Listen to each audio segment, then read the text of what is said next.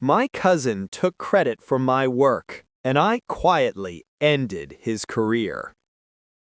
Families are supposed to be messy in small ways, the kind of mess you laugh about later, like forgotten birthdays or childhood rivalries. Ours wasn't like that. Ours was a hierarchy disguised as love, ruled by quiet competition, the kind that makes every achievement feel like a challenge rather than a celebration. I grew up with my cousin Aaron, only a year older, always one step ahead.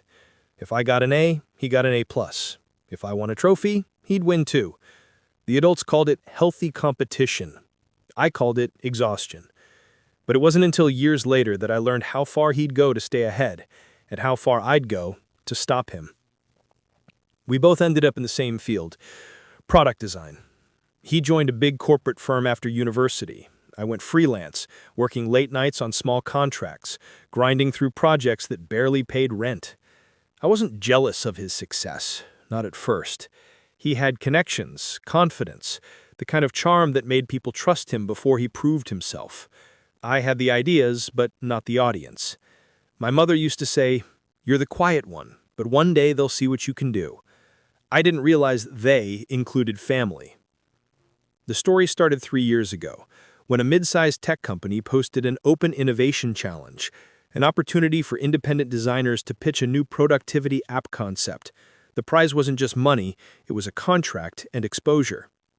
I spent 3 weeks building my pitch, mock-ups, prototypes, even an early-stage UX model.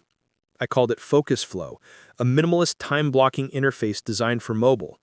It was sleek, intuitive, and honestly the best thing I'd ever built. I was proud of it.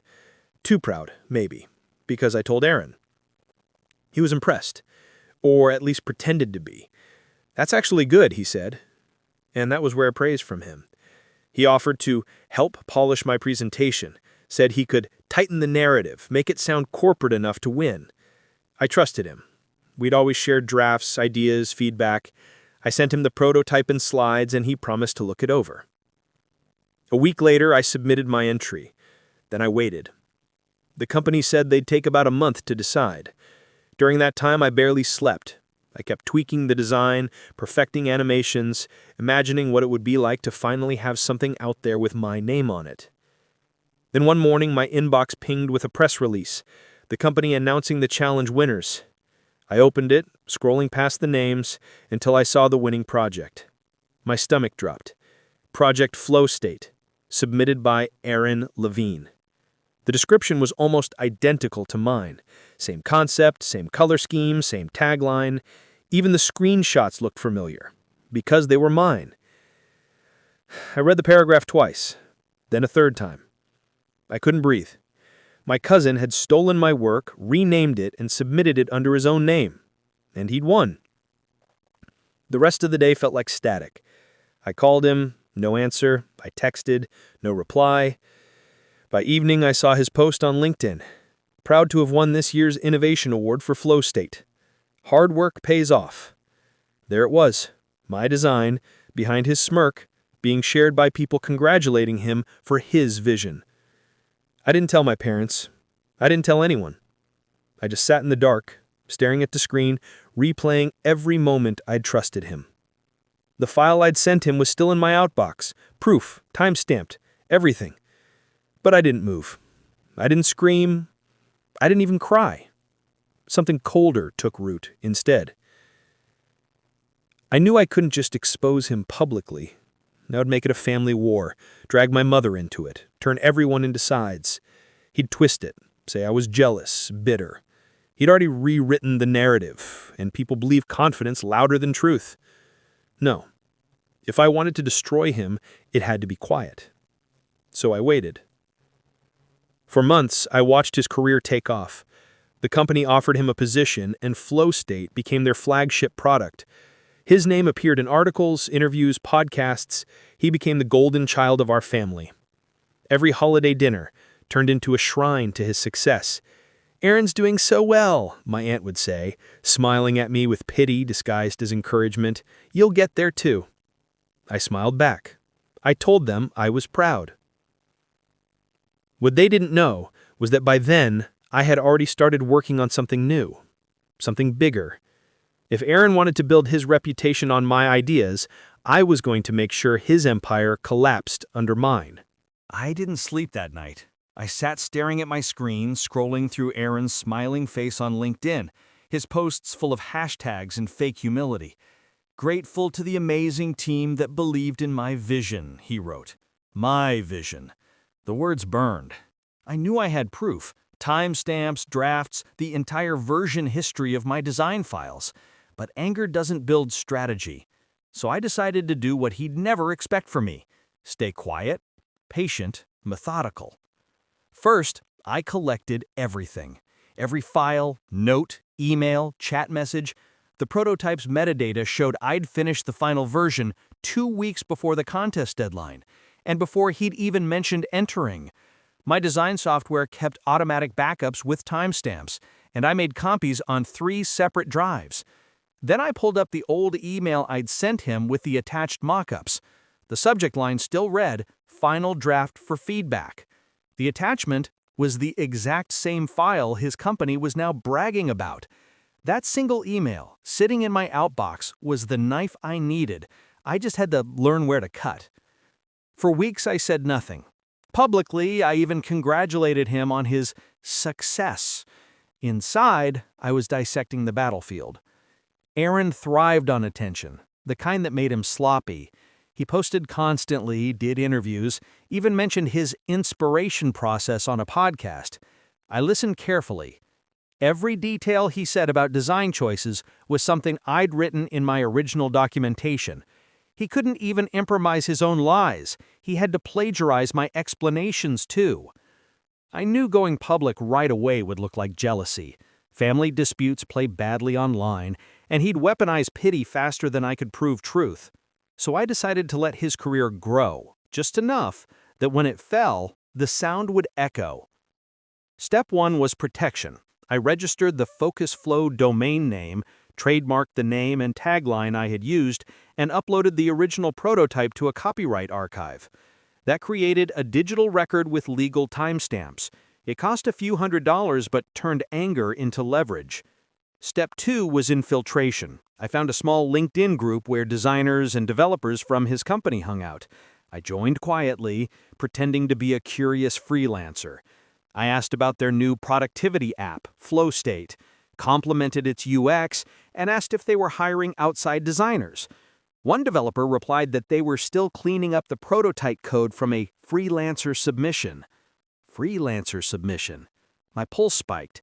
That meant they had my code, and Aaron hadn't even told them where it came from. I asked harmless questions, took screenshots, gathered every name mentioned, and archived everything. Then I contacted one journalist from a mid-sized tech blog. I didn't accuse anyone directly. I framed it as a question. Have you ever seen companies use competition entries without proper credit? I attached the anonymized evidence and waited. Journalists love ethical gray areas. Within a week, she replied, intrigued. While she started digging, I worked on the back end, literally. A friend of mine, a systems engineer, helped me compare the source code of my prototype, which was still online in a private Git repo, with the public snippets visible in FlowState's API documentation. The match rate was over 90%. The structure, naming conventions, even the small typo in one of the function comments, all mine. That was irrefutable proof.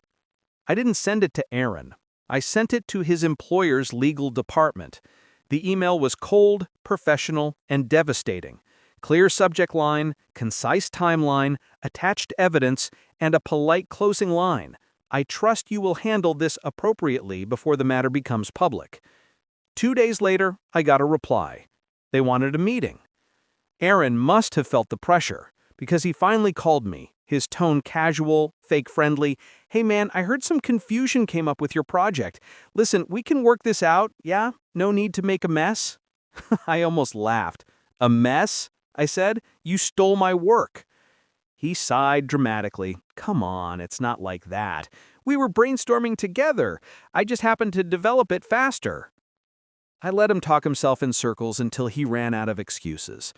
Then I said, calm and deliberate, you have one chance to fix this before it becomes public. He hung up.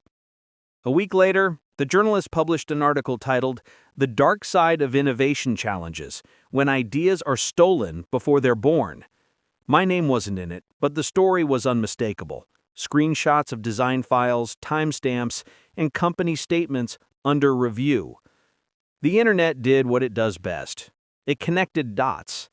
Aaron's LinkedIn post suddenly filled with comments like, "Care to explain this?" and "Looks familiar, man." The company went silent. Their marketing team deleted half the posts about flow state within 48 hours. And Aaron, the golden cousin, the family hero, went quiet too. I didn't have to expose him anymore. The truth was already doing it for me. And I wasn't done yet. The article didn't destroy him overnight, but it cracked the surface. In families like ours, reputation is currency, and Aaron's had just started to devalue. The first time I saw him after the story broke was at my aunt's birthday dinner. Everyone was pretending nothing happened, but the air was thick enough to choke on. He showed up late, wearing that same smug grin, and hugged everyone like a man trying to remind them he still belonged. When he got to me, he said, "No hard feelings, yeah?" loud enough for everyone to hear. I smiled. None at all. What I didn't say was that I had no intention of forgiving him, not because of the theft, but because of the arrogance that came after. He spent most of dinner talking about how the media blew things out of proportion, claiming the journalist twisted his words. No one really knew what to believe, but they nodded along to avoid conflict. My mother watched me carefully, as if she could sense the silence I was holding like a knife. After dessert, she pulled me aside and whispered, "You've made your point. Let it go before it gets ugly." I didn't answer. It was already ugly. It just wasn't visible to them yet. Back at home, I started planning the next move. I didn't want him humiliated. I wanted him dismantled. People like Aaron survive scandals because they're adaptable. They shift blame, rebrand, pretend growth, but they can't survive exposure twice. So I decided to make sure he wouldn't get the chance. The first step was finding out how deep his fraud went. I started talking to former coworkers quietly. A few of them, especially developers, had noticed inconsistencies long before the article. One told me that Aaron rarely wrote code himself. He delegated everything, then took credit. Another mentioned the company had been suspicious about his solo prototypes long before flow state. He had a pattern, absorbing other people's work and making it his own. The kind of pattern that ruins credibility once proven. I gathered everything, messages, quotes, examples, and built a private document. A dossier, really. Nothing public, not yet. I wasn't driven by rage anymore. It was precision now. Every time I found another instance of his theft, I didn't feel anger. I felt clarity. I was building an inevitability. A few months later, Aaron announced he was leaving the company to pursue independent projects. The polite translation, he'd been pushed out. The company had quietly paid a settlement, a small one, and decided to cut him loose rather than drag things further. My name appeared in their final internal report, listed as the original author of the prototype concept. That line, buried in a document no one outside the company would ever read, was my quiet vindication. But Aaron wasn't done. He launched a startup. He used the same connections, the same bravado, and rebranded himself as a creative consultant. I knew it wouldn't last, because the thing about frauds is that they can't create, they can only copy. So I watched him. For 6 months, he tried to rebuild his image. I let him. I wanted him to believe the storm had passed. And then I sent a single email to one of his investors. Not from my account, of course. A new address, clean, anonymous, attached to nothing traceable. The message was short, professional, almost boring. You may want to verify the originality of Mr. Levine's latest UX framework. Portions of it match copyrighted designs from a prior case involving flow state. I didn't even attach files. I didn't need to. The seed was enough. Within weeks, the investor began asking questions, and rumors followed. Other backers grew nervous. Tech circles are small. Whispers travel faster than truth. His startup began to crumble from the inside. By the time he realized what was happening, funding had frozen, and one of his partners had quietly left the company. I didn't reach out. I didn't gloat. I didn't need to. Every time he lied, every time he took without credit, he built a tower on borrowed ground, and I was just pulling the soil out from beneath it. 6 months later, his company folded. Publicly, he blamed market conditions. Privately, I knew better. He called me once after that, drunk, late at night. "You think you're better than me?" he slurred. "You think this makes you some kind of hero?" I didn't answer for a while. Then I said, "No, I just think I learned to finish what you start." He hung up. I haven't heard his voice since. The funny thing about revenge is that it doesn't feel like triumph. It feels like silence, the kind that hums in your chest after years of noise. But silence can be addictive. And I wasn't done yet. After that call, the silence stretched for months. He disappeared from social media first. No more posts, no new projects, no fake motivational quotes about resilience. I imagined him sitting somewhere, nursing his bruised ego, telling himself the world had been unfair. It would have been enough to stop there. But sometimes justice doesn't settle with enough. I'd spent too long being the quiet one, the forgotten one, the cousin everyone compared to, the one who worked hard while he smiled his way through shortcuts. I didn't want his suffering. I wanted balance. And balance, I learned, sometimes requires patience sharpened into a blade. I started working for a design consultancy that handled projects for several big firms. One of them, by coincidence or fate, was a company Aaron had been desperately trying to pitch his new venture to. His name came up in internal emails when their head of partnerships mentioned a creative proposal from former flow state designer Aaron Levine. I didn't even have to intervene. I just made sure the right people remembered. I quietly forwarded the tech ethics article to the legal department with the note, "Relevant background, just in case." They thanked me. 2 days later, Aaron's pitch meeting was postponed indefinitely. He probably never knew why. That was the beauty of it. The revenge wasn't loud. It was invisible. Every opportunity that once came easily to him now died in someone else's inbox. I didn't forge lies. I just let truth breathe. And truth, once exposed, spreads like smoke through closed rooms. Meanwhile, my career finally began to grow. I wasn't chasing headlines or trying to prove anything anymore. I focused on what I'd always been good at, the work itself. Clients noticed. My designs were precise, deliberate, human. The same industry that once celebrated him started to notice me. I got invited to speak at small conferences, then bigger ones. One day I found myself on the same stage where he'd once given his visionary talk. The irony didn't escape me. I didn't mention him publicly, but during my talk I said something that made a few people exchange knowing looks.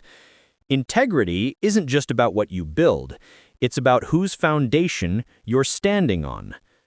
The room went quiet. I didn't need to name him. Everyone who needed to know already did. But Aaron wasn't gone. People like him don't vanish. They mutate.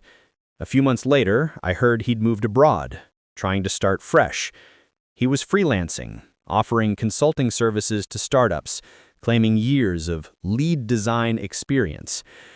It made sense. Shame doesn't kill ambition, it just hides it behind distance. Still, I kept tabs on him. Not obsessively, just enough to know where my ghost lived. One evening, a former colleague of his reached out to me through LinkedIn. "Hey," she wrote, "not sure if you remember me, but I used to work with Aaron. He mentioned you once, said you misunderstood what happened back then. Just thought you'd want to know he's trying to pitch the same design again to a company in Berlin." She sent screenshots. It was almost funny. The same stolen concept, repackaged with minor tweaks. The arrogance was breathtaking. I didn't even have to act. I simply replied to her, "He's using protected material. Here's the documentation." Within a week, the Berlin firm cut contact with him entirely. Word got around fast. The design community, especially the European circles, is small and unforgiving when it comes to plagiarism. His name started carrying weight again. Not admiration, but warning. The last piece of the puzzle fell into place one cold night when I got an unexpected message from his old employer, the same company that had launched FlowState years ago. They were rebranding and wanted to feature the original creator of the concept for a retrospective campaign about innovation ethics. They asked if I'd be willing to give a short interview about the project and how it shaped my career. I said yes. The article went live a month later. My name was on the homepage, next to a clean photo of me, standing behind my desk, no ego, no flash, just quiet confidence. The piece told the story of how an independent designer's work became a case study in corporate accountability. It never mentioned Aaron by name, but it didn't need to. Everyone in the industry knew who it was about. He must have seen it. I know because 2 days after publication, I got a one-line email from an address I hadn't seen in almost a year. It said, "You really couldn't let it go, could you?" I typed for a long time before settling on one reply. I did. The world didn't.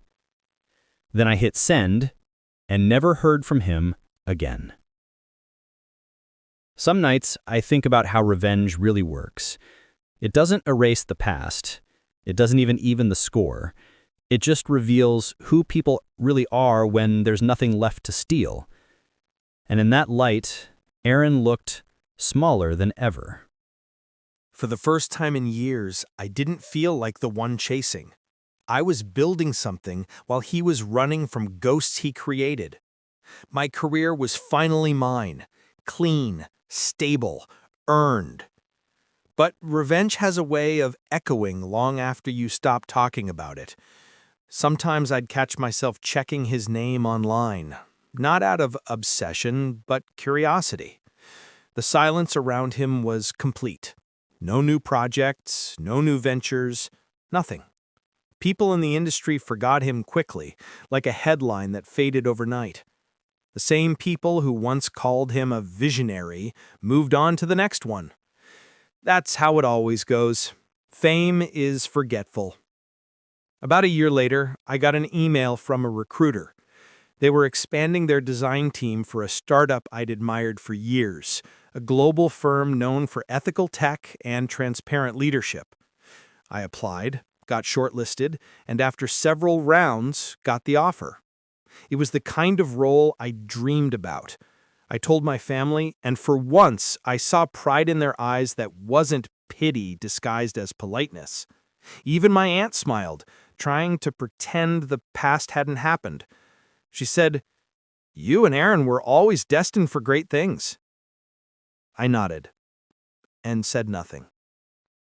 A month into the new job, something unexpected happened. During a team onboarding meeting, one of the executives mentioned a potential new contractor joining the project.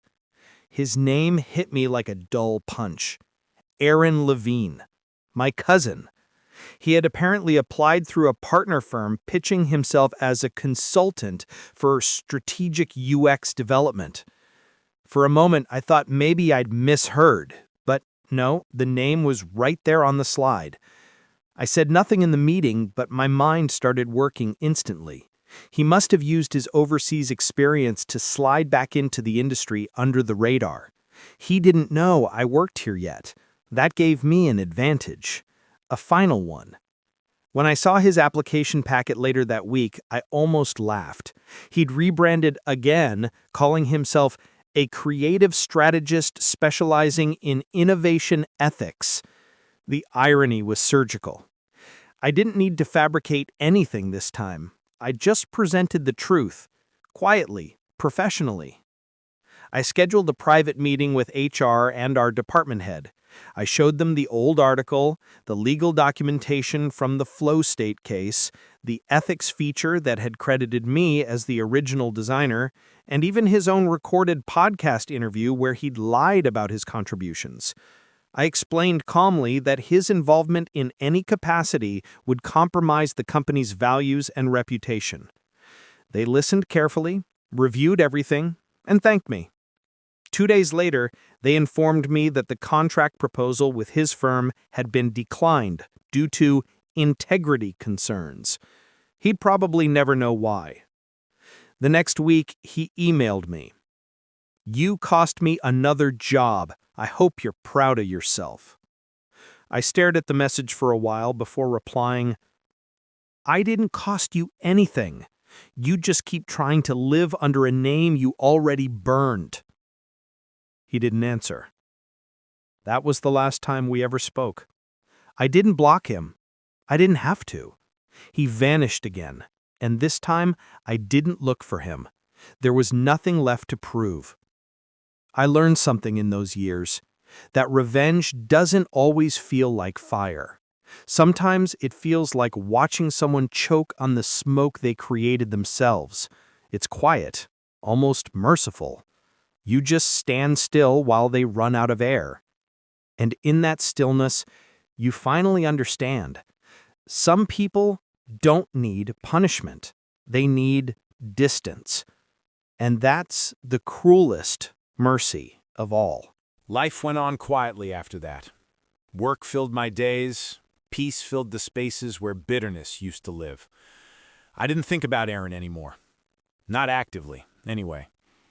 He'd become more like a cautionary tale I carried around, a reminder of what happens when talent is replaced by ego and ambition eats honesty alive. Every so often, someone at work would bring up the Flow State case as an industry anecdote about ethics and innovation, and I'd smile politely, pretending it was ancient history. Maybe it was. Or maybe it was just buried deep enough to stop bleeding. A year later, during a company conference, a mutual acquaintance mentioned seeing Aaron in a small design meetup abroad. She said he looked different, quiet, worn out. She hesitated, then added, "He didn't talk about his past work anymore. He said he's freelancing for small clients, trying to rebuild." I nodded, unsure how to feel. Maybe he was finally learning humility, or maybe he was just playing survival again. Either way, it didn't concern me. My life had moved forward, steady and grounded. But fate, or irony, wasn't finished with us yet. A few months later, I was invited to a private industry panel about design accountability. The event was intimate, around 30 people. When I entered the room, I froze. Sitting at the far end of the table was Aaron. He looked different. Older, thinner. His confident posture was replaced by something cautious, almost brittle. He noticed me instantly. A flicker of Life went on quietly after that. Work filled my days, peace filled the spaces where bitterness used to live. I didn't think about Aaron anymore, not actively anyway. He'd become more like a cautionary tale I carried around, a reminder of what happens when talent is replaced by ego and ambition eats honesty alive. Every so often, someone at work would bring up the Flow State case as an industry anecdote about ethics and innovation, and I'd smile politely, pretending it was ancient history. Maybe it was, or maybe it was just buried deep enough to stop bleeding. A year later, during a company conference, a mutual acquaintance mentioned seeing Aaron in a small design meetup abroad. He looked different, she said, quiet, worn out. She hesitated, then added, "He didn't talk about his past work anymore. He said he's freelancing for small clients, trying to rebuild." I nodded, unsure how to feel. Maybe he was finally learning humility, or maybe he was just playing survival again. Either way, it didn't concern me. My life had moved forward, steady and grounded. But fate, or irony, wasn't finished with us yet. A few months later, I was invited to a private industry panel about design accountability. The event was intimate, around 30 people. When I entered the room, I froze. Sitting at the far end of the table was Aaron. He looked different, older, thinner, his confident posture replaced by something cautious, almost brittle. He noticed me instantly, a flicker of recognition, a flash of shame, then looked away.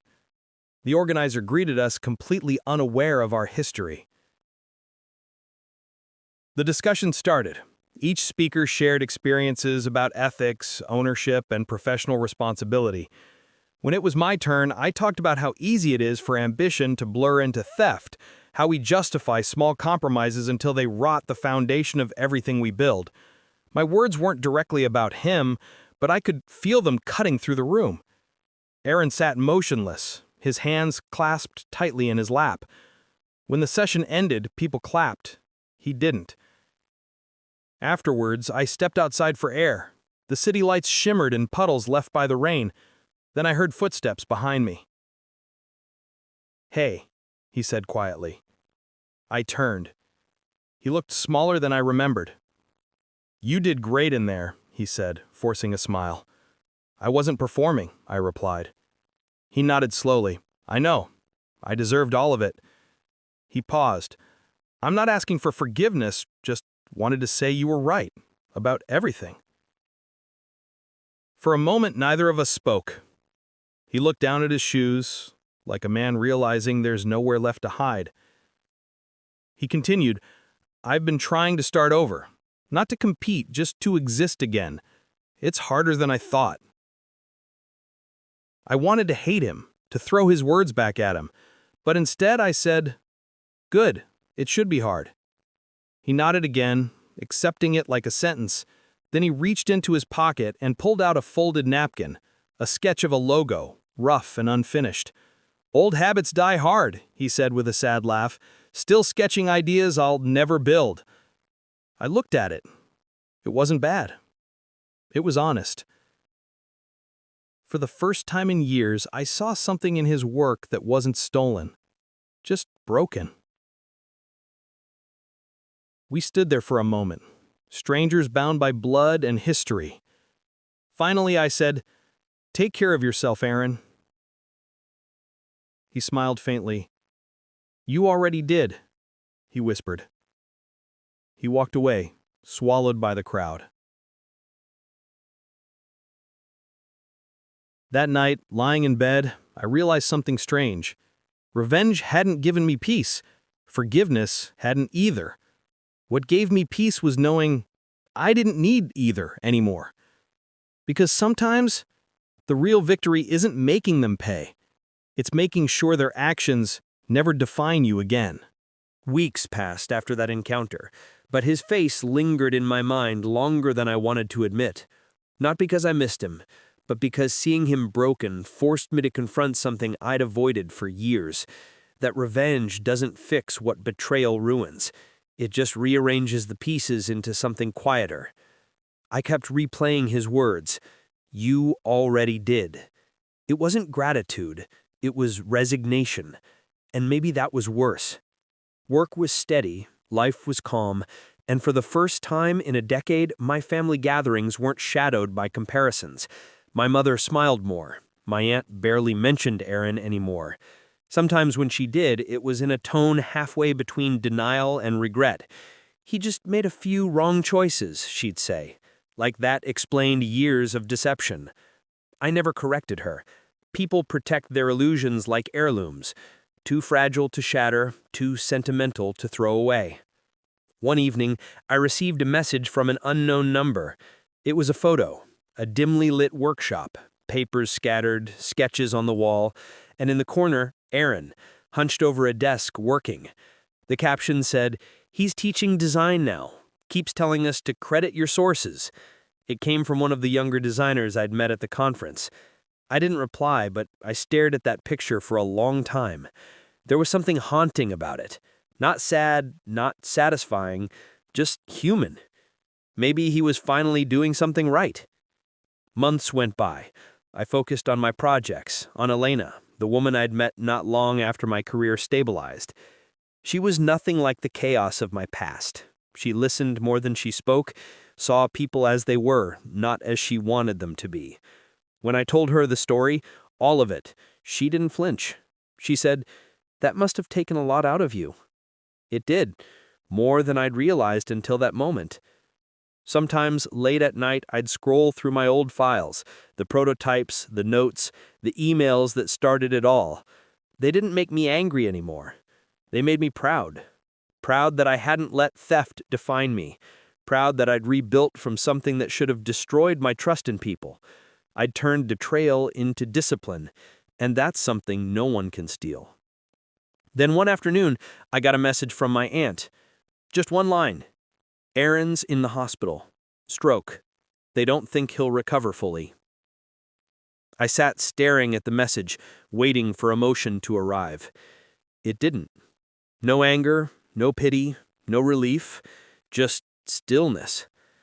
After a while, I typed, "I'll send flowers." She replied with a simple, "Thank you." That night, I didn't sleep much. My mind wandered between past and present. The rivalry, the lies, the meetings, the quiet victories. Somewhere in the middle of it all, I realized I didn't want revenge anymore. I wanted rest. His, mine, everyone's. A few days later, I visited the hospital. I didn't plan to, but something in me needed to see the ending.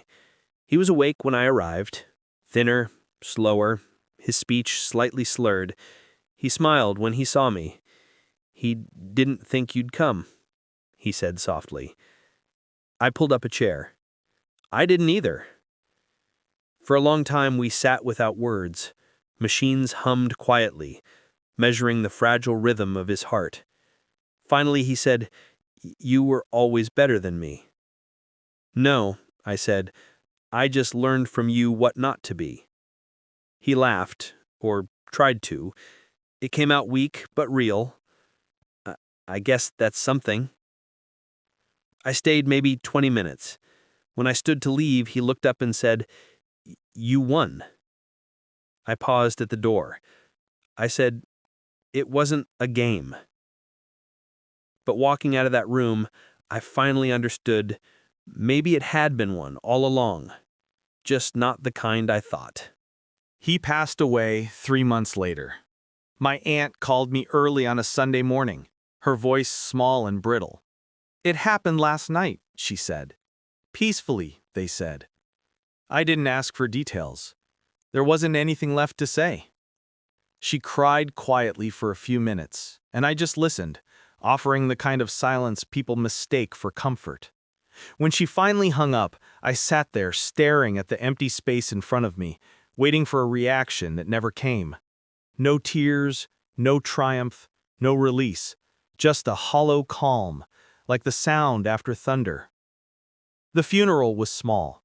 A few old colleagues showed up, most of them standing in awkward silence, unsure what to say about a man whose story everyone had heard pieces of, but no one fully understood.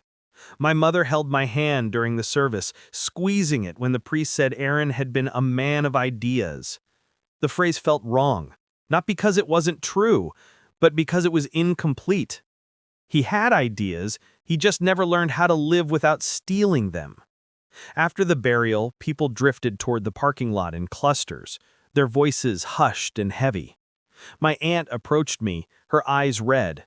"He always looked up to you, you know," she said. I almost laughed, but her grief was too raw for irony. "He wanted your approval, even after everything." I nodded. "Maybe he just wanted forgiveness." She shook her head. "No, he wanted to be you." For a second, I didn't know whether to feel pity or guilt. Then I realized it didn't matter. Both emotions were pointless now. The story was over, and the ending was carved in stone, literally. I placed a single white rose on his grave, the kind of gesture that meant nothing to anyone but me, and walked away. In the days that followed, I thought about him more than I expected.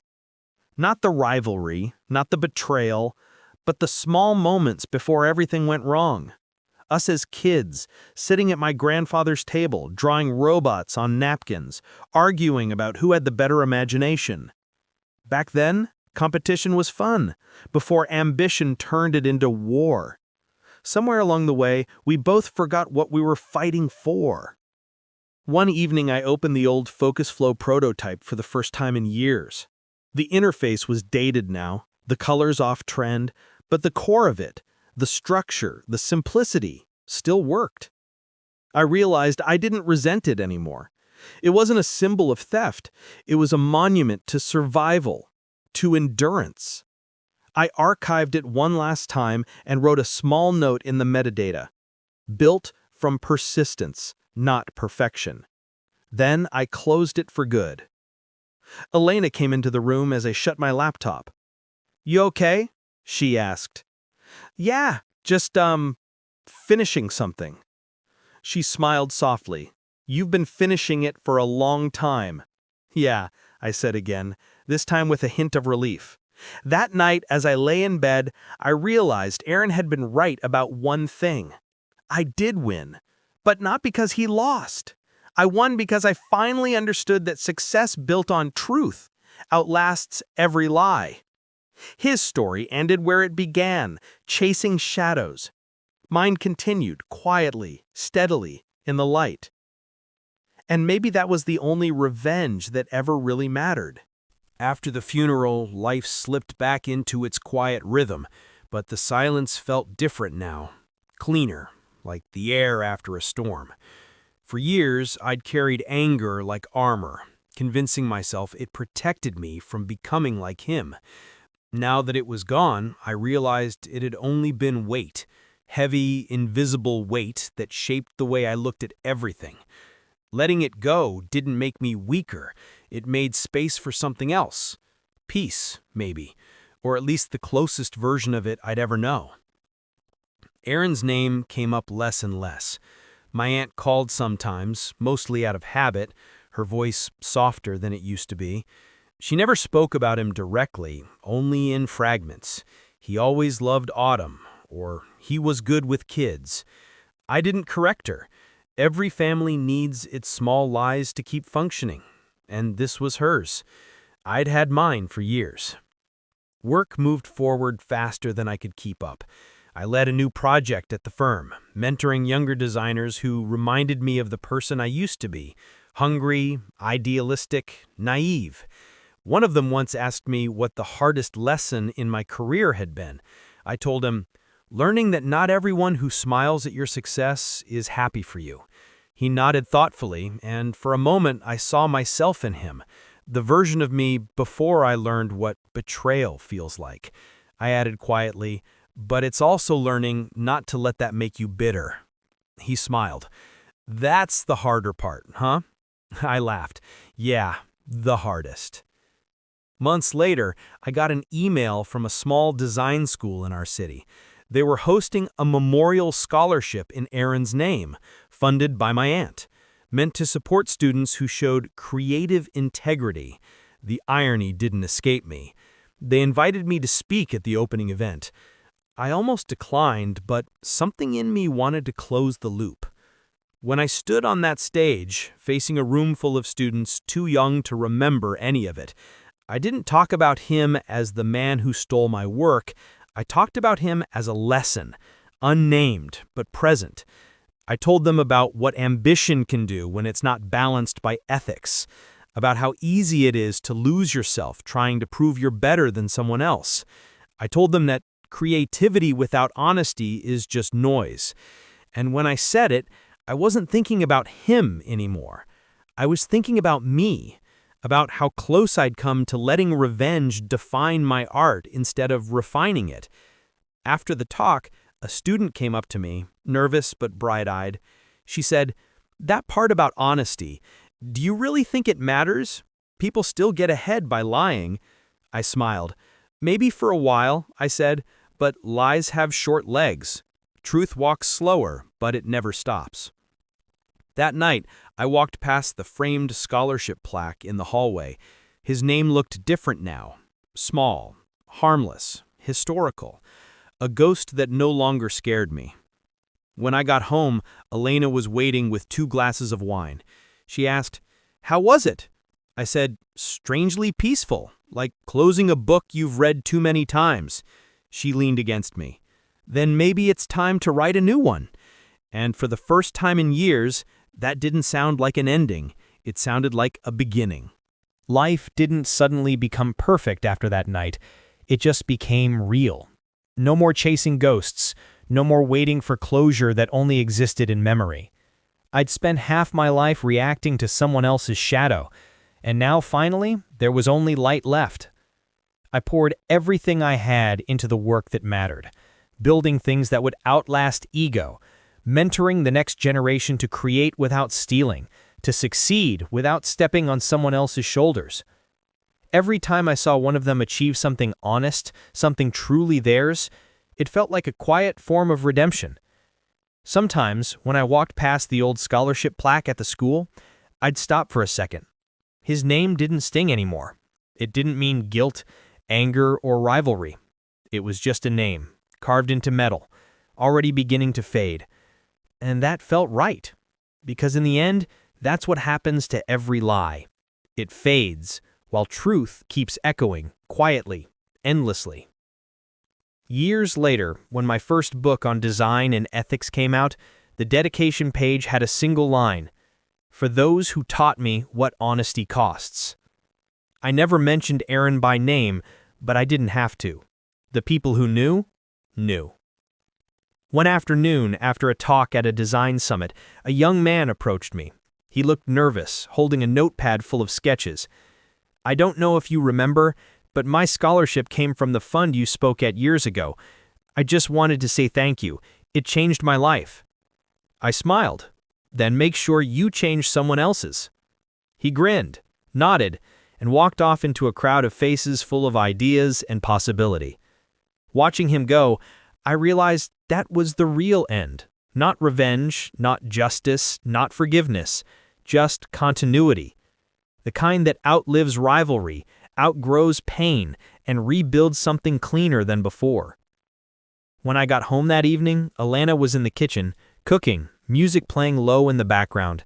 She looked up and said, "You seem lighter." "Maybe I am," I said. "It's strange, though. You spend years wanting someone to see what they did to you, and when they finally do, it doesn't matter anymore." She smiled. "That's how you know you're free." I stood there for a moment, just watching her, the ordinary beauty of it all. No tension, no pretending, no noise, just life, real life. And in that moment, I realized something I should have known long ago. Revenge doesn't rewrite history. It just closes the chapter so you can write something else. Aaron's story ended the way it had to, undone by the same shortcuts he used to climb. Mine kept going, step by step, built on something steady. Not perfection, not victory, just truth. And truth, I've learned, is the only legacy worth leaving behind.